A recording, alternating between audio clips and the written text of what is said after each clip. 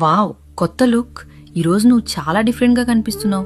ఏం లేదమ్మా, ఈరోజు స్కూల్లో పార్టీ ఉంది. అందరూ ఇలాగే డ్రెస్అప్ అవుతున్నారు, చాలా షార్ట్స్ తో. నాకు కూడా వాళ్ళతో ఫిట్ అవ్వాలనిపించింది. నాకు అర్థమైంది నాన్న, కానీ ఒకటి చెప్పు, ఈ డ్రెస్ లో నువ్వు ఎలా కనిపిస్తున్నావో అది నీకు నచ్చిందా లేక వాళ్ళకి నచ్చాలనే వేసుకున్నావా?